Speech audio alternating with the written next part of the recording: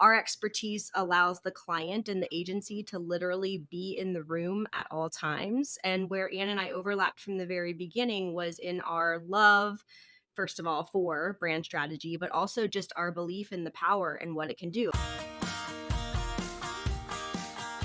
Welcome to Bullhorns and Bullseyes, the podcast where precision meets promotion. I'm Tom Nixon. And I'm Curtis Hayes. We're thrilled to have you join us as we discuss the ever-evolving world of sales and marketing. Every week, Curtis and I bring our own specific experiences and expertise, along with a special guest who has stories to tell and lessons learned to share. We're here to help you with strategies that hit the mark and amplify the marketing. Before we kick off today's episode, make sure to hit that subscribe button to stay in the loop. And if you find our discussions on target, leave us a review. Your feedback means a lot to us. Now get ready for insights, tips, and conversations that will up your marketing game. It's Bullhorns and Bullseyes with Curtis Hayes and Tom Nixon. Let's ride. Welcome back, everyone, to the Bullhorns and Bullseyes podcast. Curtis, you're not the only one wearing a podcasting hat today. As you can see, I've got my lid on here because two reasons. One is the summer is kind of winding down here in Michigan as we speak, but one of your favorite places in all of Michigan has now become one of my places in all of northern Michigan. You don't want me to tell people? It's too supposed late. to I'm be a wearing the hat. secret. They can zoom in, and this hat actually says, can you read it? Well, it says Elk Rapids, Elk? but I don't see the words above it. Well, let's see if this works. Oh, the hidden gem. Yeah, The hidden it is a gem. gem. So I want to thank you for being my virtual tour guide when I was in Elk Rapids recently. It is a hidden gem. Nobody should go there, though. There's plenty of pollution, and the water's no good to drink. So The dirtiest water in but- all of Michigan. Don't go there. That's right. Yeah. Exactly. But I wanted to be on brand today because you wear a hat. Everyone's been commenting that, oh, is that the podcast where the guy wears the cowboy hat? So you are obviously the master of brand. But we thought there's always more that we could learn, which is why we're doing this podcast. And so today we're going to be talking about branding and brand strategy. So let's get into it. Yeah, I mean, this is not my expertise by any means, but I know when companies do well with brand, they tend to do well. So yeah, I'm going to pick your brain on that because you've noticed and you've conveyed to me, I think even on this podcast, that you find that companies that are doing lead gen only versus companies that are doing lead gen supported by what we would call brand activities, the latter are far more successful at the lead gen conversion rate than those who are not doing it. And there's a reason for that. And we're going to find out some of those reasons today by inviting today's guest on. She is the co-founder of a company called Forthright People. She and her partner specialize in brand strategy, and we're going to pick her brain today. Please welcome everyone, April Martini, to the podcast. Yeah. Hi, guys. Hey, April. First of all, thank you so much for having me. It's interesting for me because we also have a podcast called Marketing Smarts. And so I'm usually in your seat. So it's a really nice change of pace for me today to be on the other side. And before we got on here, Curtis was like, don't worry, I'm handling all the logistics. I'm like, well, usually that's my job. So this is going to be fun. But yes, I am the co-founder of Forthright People with my business partner, Ann Candido. We're in our 5th year of business now. She is actually a 20-year P&G veteran in PR and communications. And I was traditionally on the agency side of things. So our expertise allows the client and the agency to literally be in the room at all times. And where Ann and I overlapped from the very beginning was in our love, first of all, for brand strategy, but also just our belief in the power and what it can do, because we've both seen it, before in our individual careers and collectively now that we're together. So really happy to be here. Yeah, interesting thing about the formation of the small, I would call you a boutique, right. and I don't think anyone should, right? Yeah. So, but you both come from either a big agency background or big company background. Why did you decide purposely, and I know it's your intent because we spoke it, to keep it small Yeah. and to keep it accessible? What does that give a company? Yeah. So we both saw it, and you're right. We worked on the big guys, the big brands, right? And so when we met each other, we were actually both independents at that point in time. And we had set out on my end to bring agency services to companies that were potentially too small or inexperienced to either afford it or for the big guys to have the patience for. And Anne had set out to be what she called a brand manager on loan for similar reasons. Having worked at Procter and Gamble for so many years, it was her goal to build something. And I felt the same way. It was really all about the idea that you shouldn't be hindered because of your budget or your size or the industry that you are in. And for the personal passion side of things, we both were a little bit disenchanted perhaps with some of the big guys that we had worked for so long. And I'm always quick to say my pedigree came from that. What I learned came from those big brand experiences. But at the end of the day, I was about 15 years in when I went on my own. And for me, it was okay, I have it, I've done it. Now I want to bring it to the people that maybe don't understand it, haven't done it before, or like I said, haven't been able to afford the big guys. Yeah. Well, Curtis, and before anyone either fast forwards or turns this episode off because it's not about generating leads and all I want is new business, I wanted to have you chime in real quickly because you have told me, and I think you've told listeners to this podcast, that you found from a lead gen standpoint that there's a big difference between those companies who are trying to do lead gen only in terms of what their success rate is and those who pair lead gen with branding. And I'm, for the listeners, I'm making this umbrella sort of gesture above everything because it does live up there and it does sort of act as a atmospheric sort of overlay to all the activities you're doing on the ground. So give us a taste for why people should not tune out at this point. Yeah, well, you brought up in our last episode the book that you recently received, Forget the Funnel. But I'm going to bring up the funnel because it's a good visualization, because I think what these companies try to do is skip the funnel. So, which is essentially skipping marketing. And I often say activities they want clients hire me to do are more of a sales activity than they are of a marketing activity. It's like in the modern age, we've forgotten a little bit what marketing really is.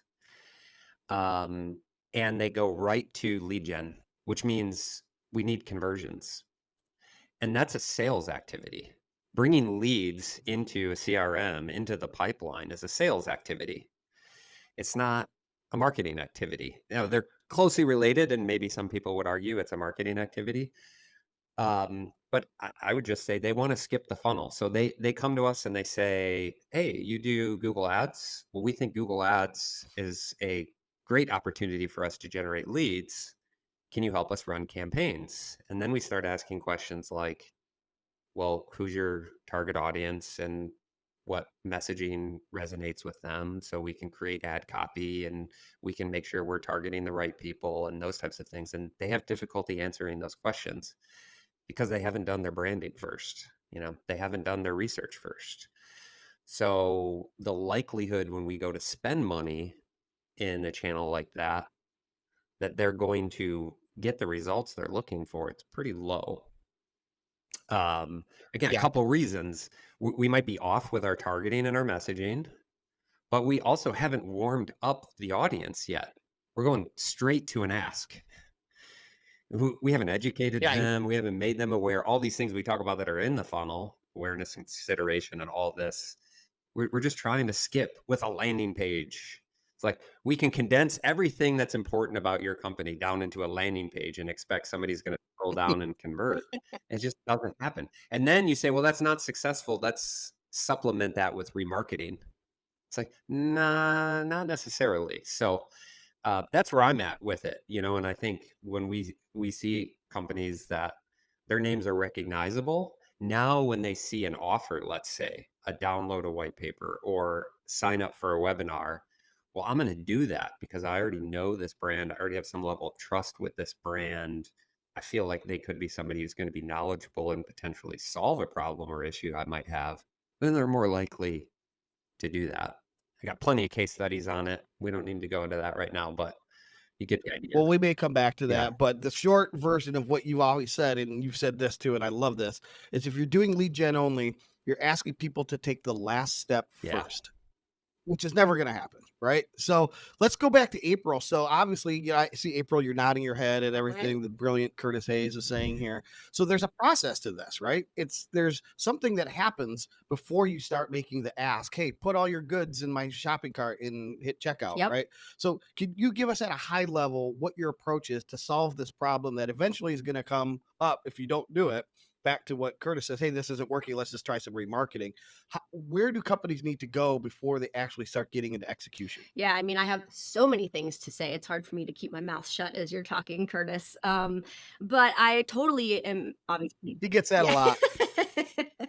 I'm in total agreement because where we sit, we often will get a phone call and it'll go something like, I think I need a website, right? So, similar to what you were talking about, it starts at a very tactical level.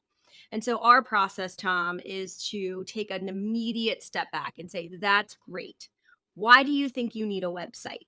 And then from there, we back up into what is actually a true business challenge, and then we address brand through that lens. And so our immediate, I guess, result we're looking for is to have impact as fast as we can with that business. Because, Curtis, I think the reason that that happens from, okay, I just want to do lead gen, or I just want to buy the thing, or I want to place Google ads, is because digital has moved us faster than ever, right? And people see it work Yeah. for other people, but they don't take the time to understand why that actually worked. And so for us, when we back up and we get into what is the business challenge that got you to I need X thing, then we start our process of the brand. And it is often the pieces that you mentioned, you know, how do you talk about yourselves different from the competition? Why do you exist? Who are you trying to serve? What do you do different in the category or better than anybody else? All of those types of questions. And so that usually kicks off their not only the process of building a brand strategy, but their belief in it. Because we say we're going to solve your business problem through brand, and brand is going to become your differentiator. And because of the world we are in now from a digital standpoint, we used to say, you know, it takes 7 to 10 touch points to get someone to know you enough to convert. Now, it might be 10 times that, especially when you're in the digital channels, because you're not only competing with direct competition or your category at large, you're competing with everyone who's targeting that individual at the same time.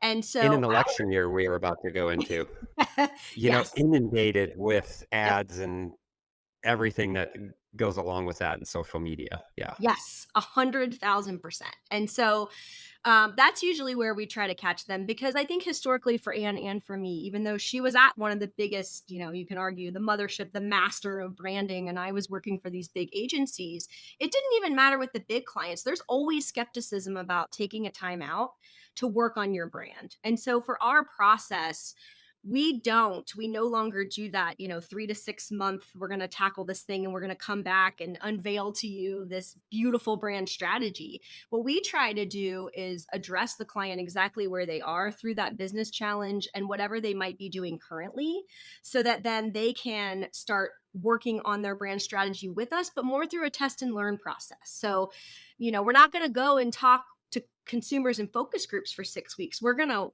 put stuff out there in the marketplace right now and test and learn, but through the lens of a brand. And this is also a great way to bring them along because we can show exactly what you said, Curtis. We can show them one that is brand agnostic, I would call it, you know, that anybody could say that they sell this widget, this thing, and one that is more on brand message. And we work through it that way so they can also see real time and they don't feel like they're waiting or sitting on their hands or stopping business because they all have their day jobs and the things that they're responsible for delivering outside of building that brand. What do you do, April? Because it's interesting. I just wanted to follow on what you just said about we used to do the same thing. We used to take 90 to 180 days, and it was exhaustive, and it needed to be, but that was at a different time in a different place. And we've because of technology, we can do things quicker Yeah. too. So what do you do to get your clients customer insights that maybe they don't have already and maybe aren't even considering? One of the things I see people making mistakes on is just looking at themselves and then putting on their website everything that they wish somebody thought of themselves, right? It's Yep. like the vain egotist that looks in the mirror and says, "Oh, it's perfect." And let me tell you why. Hmm.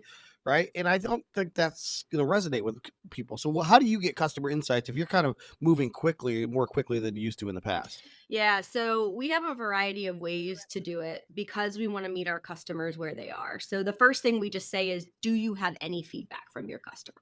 Right? Anything. Have you done a survey recently? Is there anything we can use right now?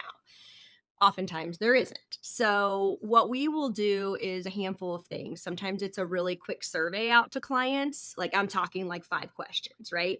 Or we'll do like 30-minute voice of customer interviews where it's a handful. It's not exhaustive. It's not that, 3-month study. It's just let's give us your top 5 or 6. Let's talk to them. And then what we do with that information, however we get it, is we compare it to what we hear from them internally. And so if we do, for example, those short interviews, we do the same thing internally with the teams because you're exactly right. A lot of times there's fear around talking to the customer because they don't know what they're going to say, or there's no, we think we know it all because we work with them every day. And that's all well and good, whatever Mhm. that looks like, but we take what we hear from them and compare it over here, and then we really do remain objective about it, and we just feed back factually.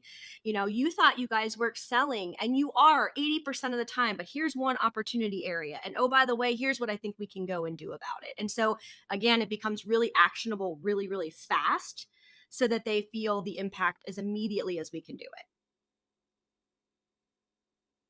Excellent. Curtis, I don't want to put you on the spot, but I'm going to. Hopefully, you remember at least closely enough. You once shared with me some data, some A/B tests that you had run campaigns. I think for a client that was doing branding or not doing branding. Do you remember what that? I mean, we're talking was a significant percentage differential between conversions and when you're doing branding and when you're not. Do you remember that Well, yeah. data that you So cited to I me? mean, what I can think of offhand. So we do a lot of LinkedIn advertising, and a typical conversion rate in LinkedIn for somebody whose brand, I would say, isn't well established, say for a sign up on a webinar, right? We would probably say successful is maybe 5%. But you're at CPCs where you're at like $20 to $25 a click, right? So this can get pretty expensive to fill 20 people into a webinar at less than a 5% conversion rate. But depending on the business and the lifetime value of that customer and those types of things, it might be worth it. So we had a client recently, well established brand, in a specific market anyway, but that's in that market we were advertising, knew who our target audience was and had that dialed in inside of LinkedIn. And then we had a timely message. We knew something that was important to them.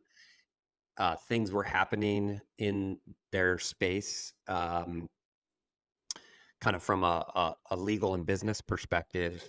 They had knowledge concerning that. They knew customers would have questions, offered up a webinar, push that out on LinkedIn, we had a 25% conversion rate.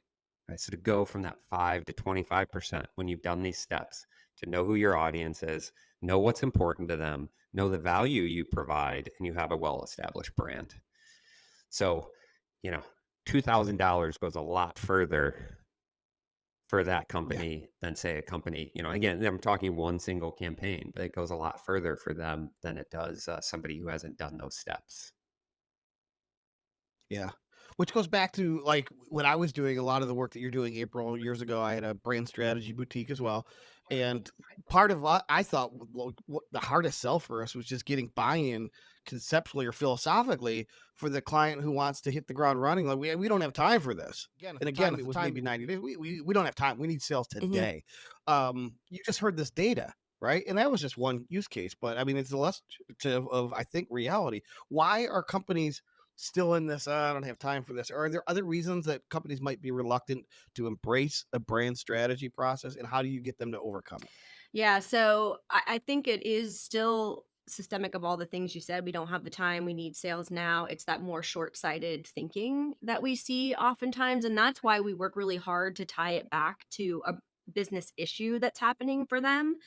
And then we walk them through how to solve it. And we try really hard as often as we can to connect the dots to show metrics. So similarly, we have a case study. I'll give you an example where we had a client and they were having over 100% attrition. And that was based on the fact that like the retention had to be so long for it to count as a person, right? As a person in the seat. And so initially they came to us and they actually did want to do Google ads. And we were like, well, we asked all these questions I'm talking about. Well, who are you targeting for these positions? Where are you going to find them? What does that look like? And we uncovered that they were spending tens of thousands of dollars on all of the big recruitment platforms and then getting hundreds of resumes that then inundated internal teams having to shift through them. And oh, by the way, out of 100, maybe one person was a good fit. So that was an opportunity to take a step back with them and say, we are certain we can cut that attrition rate. We're going to do the brand strategy work to get started because you don't know who you're targeting. Like it's walking them down the path of you don't know. You can't answer these questions, like you said before, Curtis, that you're asking me. And that's why this is happening.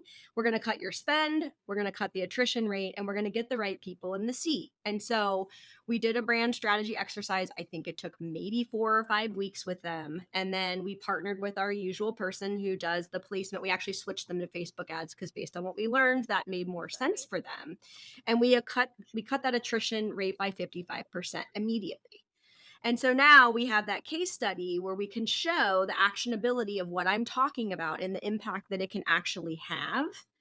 And we're solving again the business problem. So I think what happens too often is companies like us go in and they're right in the belief that brand can do this, right? Curtis, like you said, like it's not that they're not good at what they do or they don't, and I'm not trying to knock on the competition. It's just if you're not tying it back to the business and then the subsequent impact it can have on the business, that's where we find that it falls on deaf ears. And then we're also targeting small to mid-sized B2B and service-based and philanthropic type companies, and they're the ones that have less knowledge and sophistication when it comes to this. And that's not meant to be a knock, it just is what it is.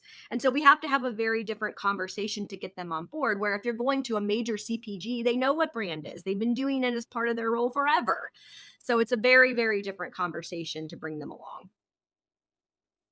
Yeah, absolutely. You touched on one of the things that I found when I worked with clients in this space. There were two major blind spots I always found. One is they don't know what the customer thinks, right? They assume what the customer thinks, and then we go do the research, and maybe they're aligned. Most of the time, they're not. So that's a big aha moment. The other thing that we always find out is, our client will tell us in the initial stakeholder interviews, oh, we don't have any competition. We are the only ones that do it this way, right? We're the only ones that offer this at this price point. Our people are the best. Our process is the best. We've been in business 100 years. Nobody else could claim that. So we go and we do our competitive review. And what do we find out? They're all saying the same things, Yep. right? So that's the other huge blind spot is everything that you say on your website, going back to that vanity project of mirror, mirror on the wall, who's the best product of them all. It reads almost verbatim to all the competitors. So how do you, a compelling brand, I think, is one that sticks out, not the one that fits in. You've got to be in category and all those things. But do you have a specific process for making sure that the client is not just mimicking everything else that the competitors are saying? Yeah. So one of the very first things we do when we get that comment about we do it better, different, blah, blah, blah, blah, blah, we do a very fast audit, usually of website or easy to get communication. And we cover up the logo and we say, if you could place any logo here, which you all are sharing the same language. And that's a huge aha moment to be like, oh shoot, like just putting the words right back, right? Like they're all saying the same thing.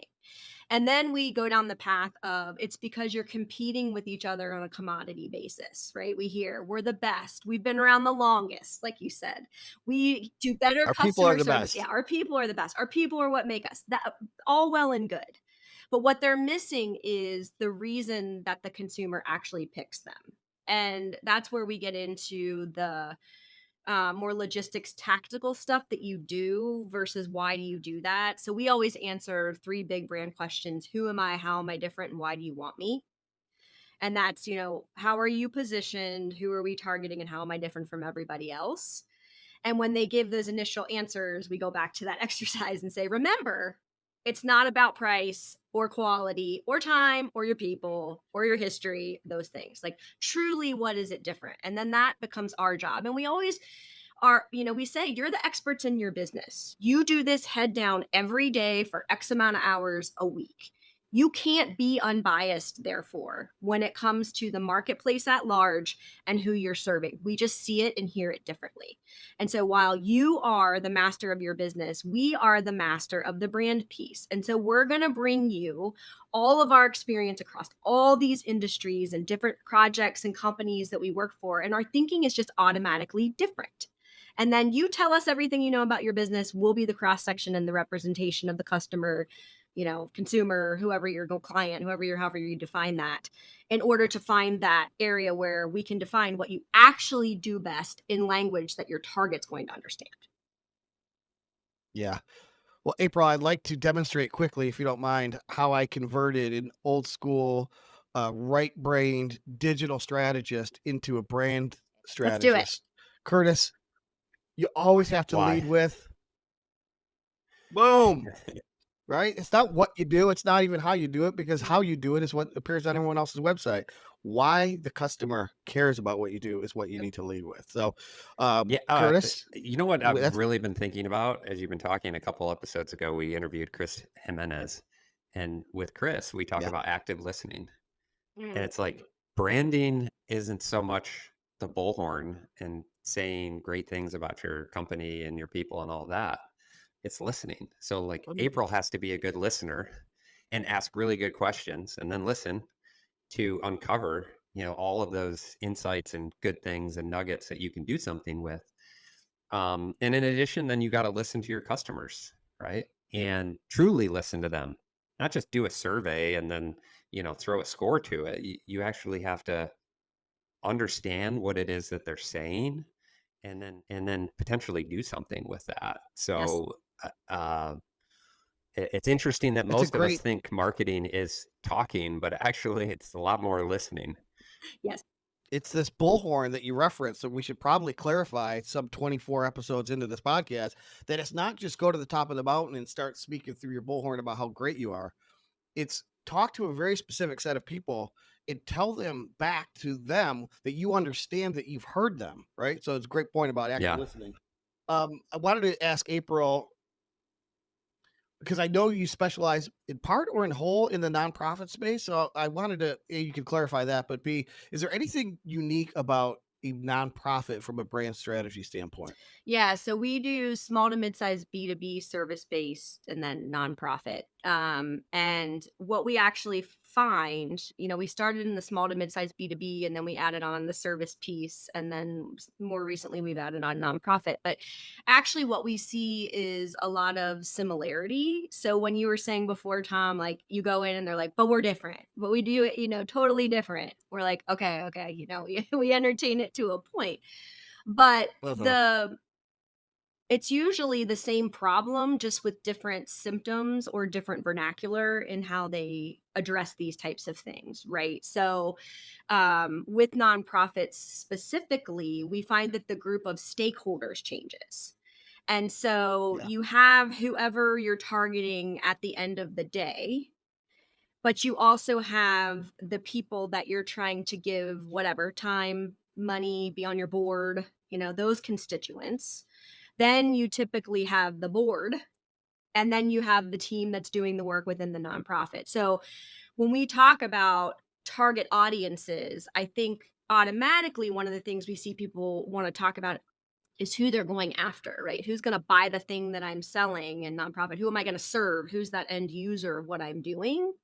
But what we have to get into is, yes, and there's also these other audiences that we need to serve. And then also, one of the things that's interesting about nonprofits specifically is we have to make choices about who we're targeting primarily with the language and the things we're going and doing, right? So, for example, if I bring back the website or the ads or whatever, we may be targeting the people you want to come in the doors with this campaign, but we may be doing another one to attract people to give their dollars, their time, their whatever over here. And this is where the brand again becomes really important, because when we get in there, not only do a lot of times they not realize they need to talk differently to these audiences, but also the channels in which you do it and all of those things, it has to be right message to right person at right time to break through the clutter of what I was saying before.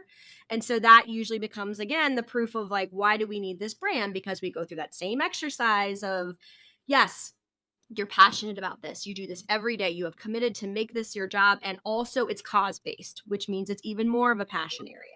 But there are how many nonprofits in the area I'm in, which is Cincinnati, like Northern Kentucky, I think there's like 14,000 versus nationally, how many are there? And so you can see who you're competing with and why it's so important to draw people in at that human level, whether they are your target donor or your target end person, or you want to hire them or whatever that looks like.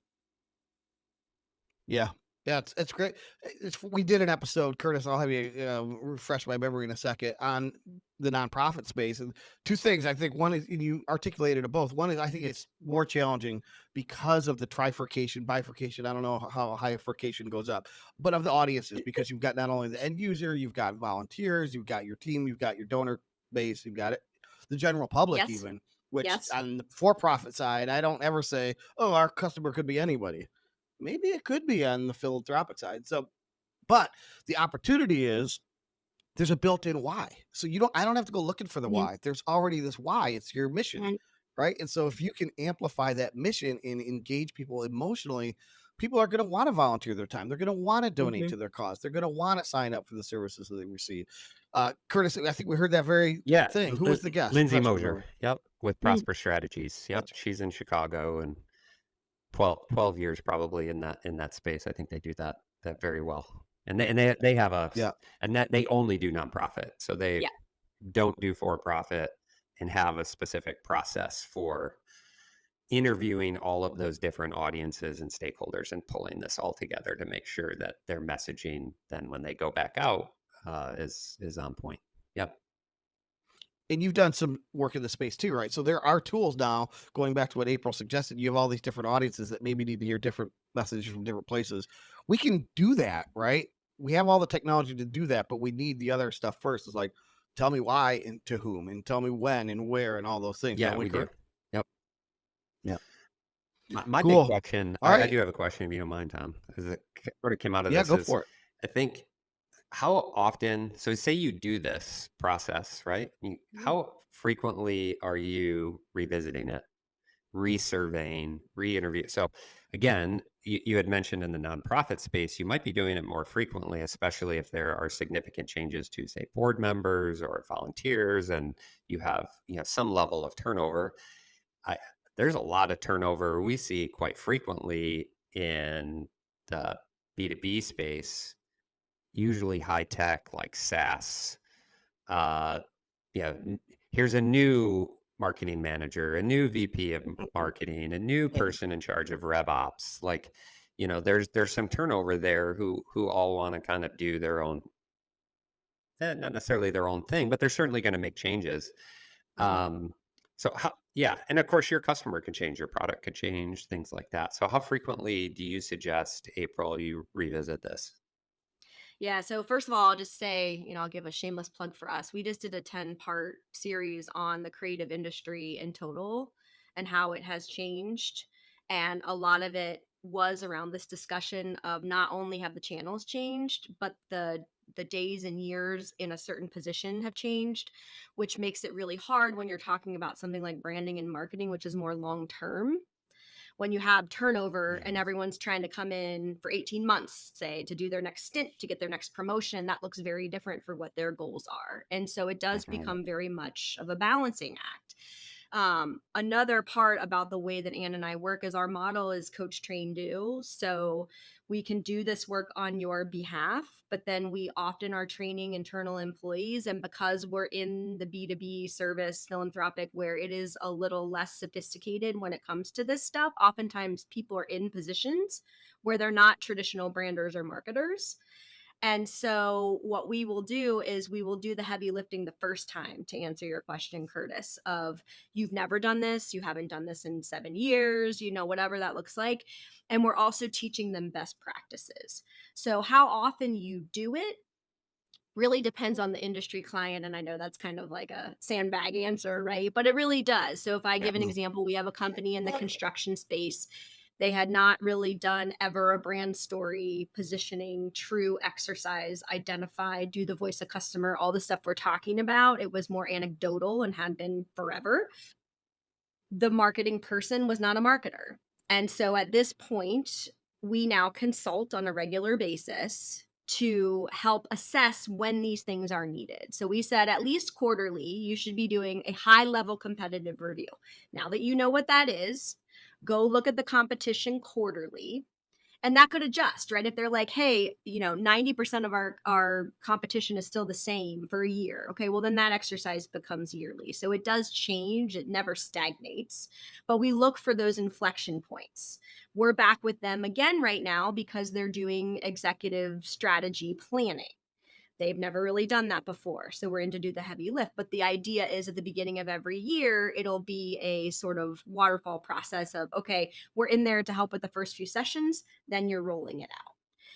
And then we also say, like you said, anytime there's a change in the marketplace or change in position, and a lot of times we're brought back in when new people come on board, not like to stop the change when it's not needed, right? Because your brand, once you do that foundational brand work, that is the essence of who you are. I don't want to say forever because we say a brand's a living, Right. breathing thing, right? But if you do that work, the beauty of it is that it holds up for a really long period of time. And so the role becomes being the educator of why and how we got there and trying to then help that person, yes, make an impact. You bring external people in as new employees also so you get fresh perspective, right? But doing that balancing act of making sure that if we're changing anything, it's more on the campaign level as much as possible, not wholesale change, and that there is an objective reason something's changed in the business, or we're going after a new customer, or we're adding some expertise that we didn't have before, and we need to address that head on, but always through the lens of that brand strategy that's the foundation. Yeah. It's great. And going back to the word why, this is why I think, branding, I think, is an exercise in Yes. why, right? And whys typically don't No. change. Your hows may change, right? Apple's hows are totally different and their whats are totally different, but their why has always remained the same. And your brands probably will too, especially the nonprofit world. So great. And then just rule of thumb, I think if you haven't done this work since COVID, then almost every one of you need to consider doing this Yes. because everything's changed. Yes. Great. All right, April, thank you for coming on. April Martini, co-founder of Forthright People. Tell us where people can find you and your partner and your podcast, which I highly recommend. Yes. So forthright-people.com is our website. You can find lots about us there. Marketing Smarts is our podcast. So look that up. And if you do listen, please rate and review. You guys know how important that is to helping you rise in the ranks. And if you want to reach out to me specifically, you can reach me at April at forthright-people.com or on LinkedIn. I'm super active there and we're always on there promoting the podcast and whatever else we're doing. So yeah, and I'd love to continue the Awesome. conversation. Hopefully you've heard that this is something I'm super passionate about, and representing both Anne and me, we both really hold this as a foundation for making a business succeed. Yeah, you Love just it. got a new subscriber Good. for the podcast. It was with the Hey, 10-part series you mentioned about yeah. how creative has changed. Uh-huh. Yep. Is that I got to go listen to that. So Yeah, so we Cool. you can see them all, and we outline, we launched one a week for 10 weeks. So awesome. we're through the series now, and we're actually about to do a culminating episode of the best points, and that'll come out about the middle of August or so. But yeah, definitely go back and listen. We tried to do a cross section of folks: client, digital, traditional CPG, people not from the United States, like all kinds of different lenses. But it's interesting if you listen to them all, the themes are loud and clear. So Great. Well, Curtis, you go listen to that. I am going to go enjoy the vestiges of summer with my new summer cap, courtesy of you, sort of. Elk Rapids. Remember the hidden gem, but the water's polluted, the air is polluted. There's no reason to go I'm and going to go visit. in 3 weeks. But I'll I'm there set. in 3 weeks, and I I'm not going to touch the water. I'm not going to, because it's so horrible there. I'm just going to put on headphones and listen to this podcast. That's what I'm going to do.